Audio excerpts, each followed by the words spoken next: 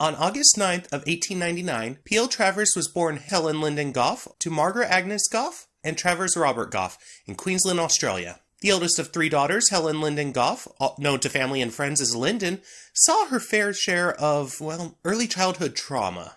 Her father, Travers Gough, who suffered from alcohol abuse, had to move around in order to hold down a job. In 1907, Travers Gough would pass away at the age of 43. His listed cause of death was epileptic seizure delirium, which, now this is just conjecture, but seizures can be brought about from alcohol abuse. I'm not saying necessarily that the seizures were from the alcohol, though it could have helped. Following Travers' death, Margaret Gough would attempt suicide by trying to drown herself, but would not succeed. She would go on to live until the age of 54 in 1928. After Travers' death, the family was taken care of by several aunts, including one that is oft cited as the inspiration for Mary Poppins. Helen, for her formal education, was sent to Normanhurst School outside of Sydney, Australia. At age 25, Helen would move from Australia to England, and with her move would come a reinvention. Deciding to act and dance, Miss Gough would go under a stage name, Pamela Lyndon Travers. In 1925, PL Travers would travel to Ireland, and there she would meet George William Russell, who would go on to publish her work in the magazine in which he was editor for, Irish Statesman. And Russell was a huge influence on the young author. It's through Russell that PL Travers would meet Irish poet W.B. Yeats. George William Russell was a practicer of and writer of mysticism, including Theosophy. I would try to summarize Theosophy, though I don't know that I could adequately do it justice. It's one of those practices where the beliefs vary from person to person. There are, however, some common beliefs listed on Theosophicle. Theosophicle? Okay, Amy, I'm going to stop you right there. Now see this right here? This is why you don't record sober. Gotta be at least a little stoned. The word is Theosophical. Theosophical. Continue. Whatever the word is, .com. And these are, 1. The fundamental unity of all existence, so that all pairs of opposites, matter and spirit, the human and divine, I and thou, are transitory and relative distinctions of an underlying absolute oneness. 2. The regularity of universal law, cyclically producing universes out of the absolute ground of being. And 3. The progress of consciousness developing through the cycles of life to an ever-increasing realization of unity. And now, according to the site, this is how to observe those 3 laws.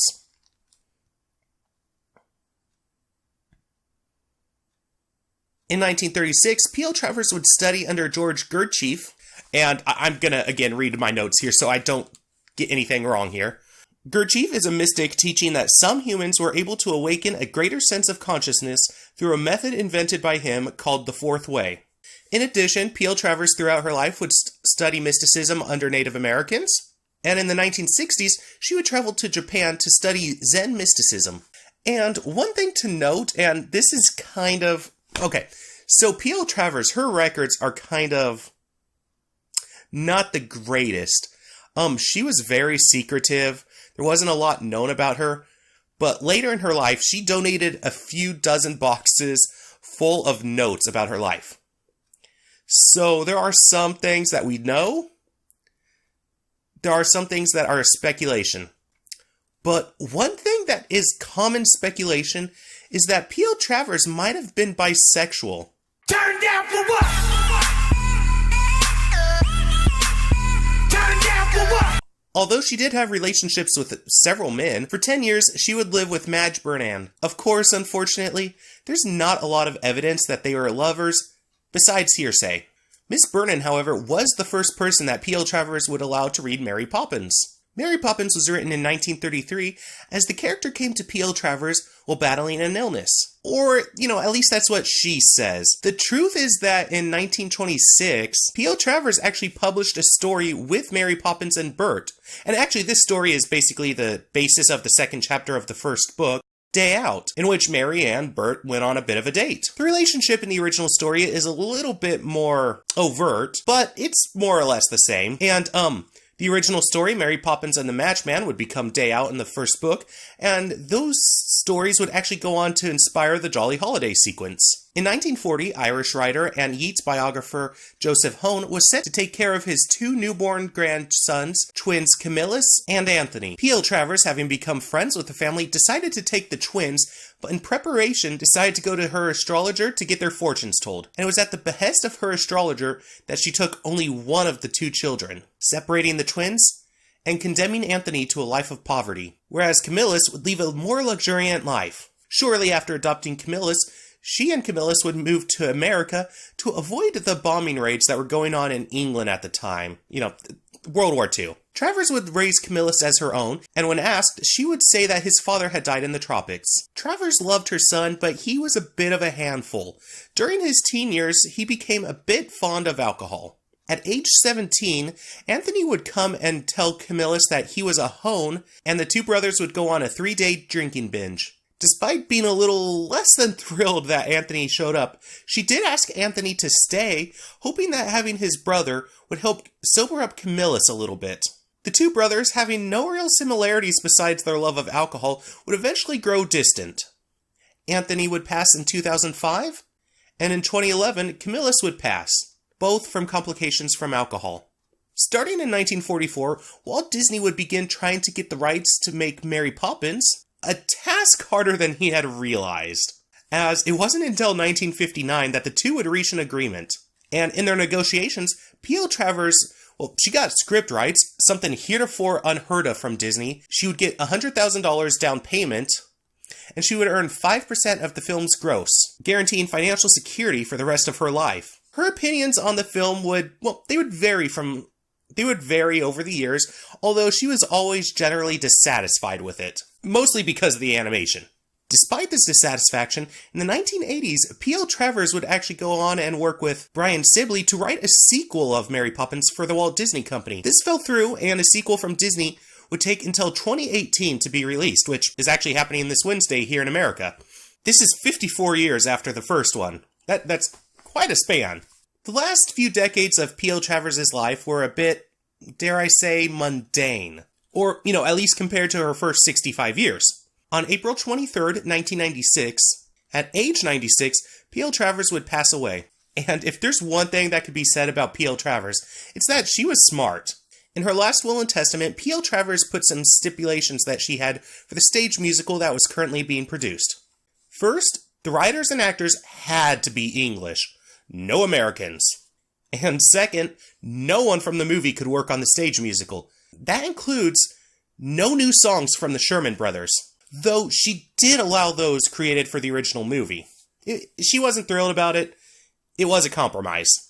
And seeing that her son had a problem with alcohol, she was afraid that he was going to drink away his fortune, so she left her money to his children, her grandchildren, and just put him on an allowance.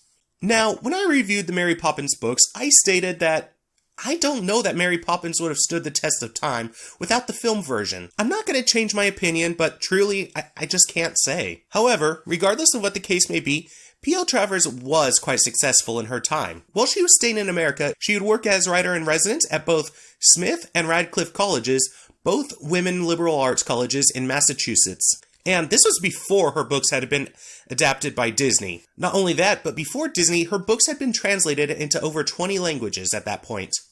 After the film's release, as I said earlier, she became a quite wealthy woman. And I'm going back to my notes here. The film would gross $102.3 million in gross earnings, and her 5% would entitle her to $5,115,000. Now, USD, obviously. The film based on her stories was nominated for 9 Oscars, winning 5. In 2007, the stage musical based on her books was nominated for 13 Tonys and would go on to win 2. And for this next one, I'm going to go off my notes again, just for clarity's sake. In 1977, PL Travers would become an officer in the Order of the British Empire. Basically, a lower-level knight or dame. Now, who is Mary Poppins? At first, I was thinking that Mary Poppins was based on PL Travers, or at least who PL Travers would like to be. But with the research I have done, I actually think that PL Travers is Jane Banks. As I stated in previous videos, Jane Banks would create the little miniature parks like PL Travers would, and in the chapter Bad Wednesday of Mary Poppins Comes Back, Jane Banks is brooding over a pretend nest. She's pretending she's a hen and brooding over the nest. And it actually turns out that this is something that PL Travers did as a kid as well. In addition, the books take place between 1900 and 1910. No real dates given, but it's definitely before the advent of the car. And this would be about the same time that PL Travers would be about Jane's age. And anyways, PL Travers had way too much imagination to be Mary Poppins. So who's Mary Poppins? In the film Saving Mr. Banks, it's hypothesized that Mary Poppins, in the act of saving Mr. Banks, saves PL Travers' surrogate father. And despite that plot not being in the books, in fact, the parents are barely in the books, I do feel that there's validity in that thought. What I believe is that Mary Poppins is who PL Travers wishes would have come and saved her dad. I should state, however, that, I learned about PL Travers after watching Saving Mr. Banks, so my opinion probably is a little biased because of that movie. I mean, I feel that my opinion is my own and that I came to it in my own conclusion, and I feel like I came to the conclusion on my own, but I cannot rule that out. I can't say that my hypothesis isn't a little biased based on Saving Mr. Banks. And with that, I'm bringing Mary Poppins month to a close. Even if it did go into December. I know I mentioned that there's a possibility I would be doing a recipe from In the Kitchen with Mary Poppins, and, well, I'm not going to be doing that at this time. In the future, however, it's going to happen someday. I want to guarantee that.